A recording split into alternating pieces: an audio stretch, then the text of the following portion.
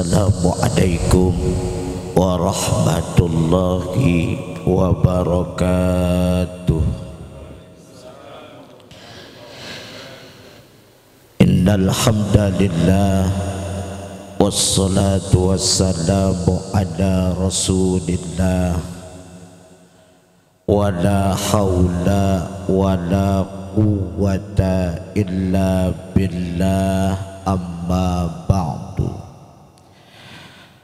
Hadratal mukarramin, segenap para alim ulama, para habaib, para tuan guru, terkhusus yang sama kita muliakan guru kita Al-Habib Ahmad bin Hasan Al-Idrus, serta segenap para habaib dan kiai yang mohon maaf Al-Fakir tidak sebut satu persatu, insyaallah tidak mengurangi rasa hormat saya, serta segenap jamaah yang insyaallah dimuliakan Allah Subhanahu wa ta'ala. Puja dan puji syukur kita panjatkan ke hadirat ilahi Rabbi Allah Subhanahu wa ta'ala, yang alhamdulillah atas izin dan ridhonya kita sama dapat berkumpul di majelis yang mulia ini, majelis taklim Babul Madinah. Semoga hadirnya kita di majelis ini akan senantiasa mendapatkan curahan rahmat, berkah, ridho dan ampunan dari Allah Subhanahu wa ta'ala.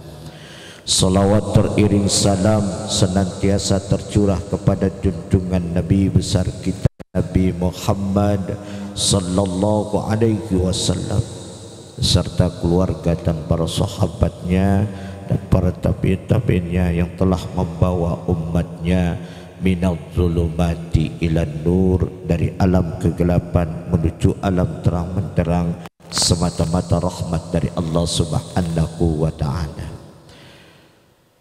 Para tuan guru, hadirin yang insyaallah dimuliakan Allah Subhanahu wa ta'ala, satu kehormatan dari guru kita Al-Fakir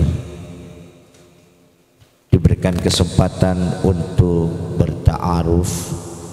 Beliau sudah sampaikan, alhamdulillah saya dari Pademangan Barat, tepatnya pengurus Dewan Masjid Indonesia Ranting Kelurahan Pademangan Barat, bersama dengan salah satu sesepuh hadir di majelis ini.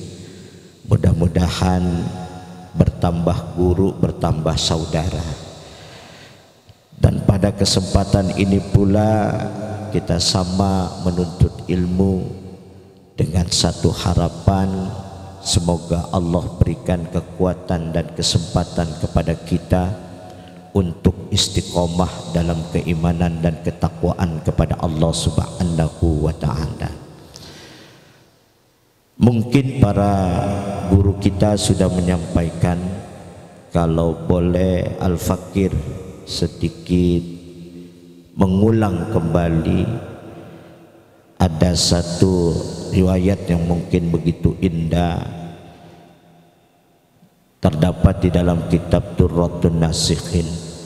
Satu ketika Al-Imam Hasan Basri rahmatullah alaihi menyaksikan orang asing yang berambut pirang sedang sibuk menggali kuburan. Digali kuburan yang pertama, kemudian diambil kepalanya atau tengkoraknya. Setelah diambil, kemudian orang asing ini mengambil tombaknya, kemudian menusukkan melalui lubang telinga kanan dari tengkorak itu. Ketika ditekan dengan sekuat tenaga, ternyata tembus dari lubang kanan ke lubang kiri. Akhirnya kepala ini pun dicabut dan dibuang jauh-jauh oleh orang asing itu. Setelah menggali kuburan yang pertama, pertama dan membuang kepalanya, kemudian ia gali kuburan yang kedua. Begitu digali kuburan yang kedua, sama seperti yang pertama, diambil kepala dari mayat itu. Kemudian ketika diambil dan ditusukkan lagi melalui lubang telinga kanan dengan sekuat tenaga, pada akhirnya tidak sedikit pun ujung tombak itu tembus melalui lubang telinga kanan itu, alias membatu atau mengeras. Akhirnya kepala ini pun sama seperti kepala nomor 1, kemudian dibuang jauh-jauh. Setelah itu digali lagi kuburan yang kedua. Ketika digali kuburan yang kedua, kemudian diambil kepalanya, sama seperti yang pertama dan yang kedua, ditusukkan ujung tombaknya dari lubang telinga kanan. Ketika ditusuk dengan sekuat tenaga, ternyata berhenti di tengah-tengah. Kalau anak kecil bilang, Bib, ini namanya cilok. Aci dicolok nih. Ketika itu pula dicabut kepala ini, rupanya dicium bolak-balik dan dimasukkan lagi ke dalam kuburnya dan dirapihkan kembali kuburannya. Setelah itu maka orang asing ini tidak menggali lagi kuburan yang berikutnya. Kemudian Al-Imam Hasan Basri rahmatullah alaihi akhirnya pun menghampiri seraya bertanya, wahai tuan asing, apa yang engkau lakukan dan apa maksud tujuannya? Mengapa engkau menggali kuburan 1 dan 2 lalu kepalanya engkau tusuk, ada yang tembus dari lubang telinga kanan, telinga kiri, lalu engkau cabut dan engkau buang jauh-jauh? Lalu yang kedua engkau tusuk tidak sedikit pun tembus, lalu engkau tetap buang jauh-jauh. Tapi anehnya kenapa yang ketiga engkau tusuk lalu berhenti di tengah-tengah, lalu engkau cabut, engkau cium dan engkau masukkan lagi ke dalam kuburnya? Mendengar pertanyaan ini, orang asing itu pun berkata, baik tuan, jika tuan guru ingin tahu apa yang saya lakukan, maka dengarkan tuan guru dengan baik. Yang pertama, tuan guru, saya ambil ini kepala mayat yang pertama, lalu saya tusuk dari lubang telinga kanan ke lubang telinga kiri. Kenapa saya cabut dan saya buang jauh-jauh?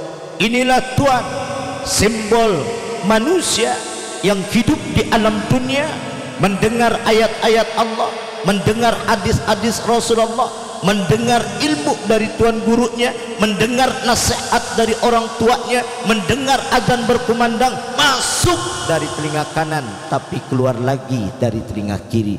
Ini tanda manusia yang tidak baik, maka saya buang kepala itu jauh-jauh. Lalu yang kedua, ketika saya ambil kepalanya lalu saya tusuk, tidak tembus sama sekali. Inilah tuan guru simbol manusia yang hidup di alam dunia, mendengar ayat-ayat Allah, mendengar hadis Rasulullah, mendengar fatwa ulama, mendengar nasihat orang tua, mendengar ilmu dari gurunya, bahkan azan berkumandang, tidak sedikit pun kebaikan itu masuk ke dalam dirinya. Tidak ubahnya bagaikan anjing menggonggong kafilah berlalu, cuek, enggak peduli akan kebaikan. Maka kepala ini pun simbol dari manusia yang tidak baik, maka saya buang kepala ini jauh-jauh. Lalu yang ketiga, ketika saya ambil kepala ini lalu saya tusukkan dan berhenti di tengah-tengah, inilah simbol manusia yang hidup di alam dunia, mendengar ayat-ayat Allah, mendengar hadis Rasulullah, mendengar fatwa ulama, mendengar nasihat orang tua, mendengar ilmu dari para gurunya, bahkan mendengar azan berkumandang, masuk dari telinga kanan, ternyata bersarang dalam otaknya, kemudian kelak akan turun ke hati sanubariknya yang akan mampu menggerakkan seluruh anggota badannya untuk senantiasa ibadah kepada Allah Subhanahu wa ta'ala. Maka kepala yang ketiga adalah simbol kepala yang baik, yang kemudian saya cabut kepala ini, saya cium kepala ini, bahkan saya masukkan lagi ke alam kuburnya. Ini adalah simbol manusia yang insya Allah hasanah fid dunya, hasanah fil akhirah. Semoga dari 3 kepala ini kita tergolong hamba Allah yang diberikan kekuatan dan kesempatan menjadi kepala nomor 3 yang mendengar ilmu dari guru-guru kita, kemudian kita pahami, yang pada akhirnya kita amalkan dalam rangka untuk mendekatkan diri kepada Allah Subhanahu wa ta'ala. Satu harapan kita ingin lahir dalam keadaan mulia dan kembali ke pangkuan Allah dengan derajat yang mulia, dengan membawa iman dan takwa kepada Allah Subhanahu wa ta'ala.